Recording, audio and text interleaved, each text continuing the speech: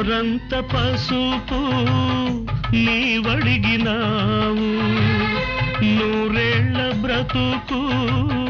మాకిచ్చినావు క్షణమొక్క రుణమై పెరిగింది బంధం త్యాగాలమయమై సంసార బంధం నీ చేయి తాకి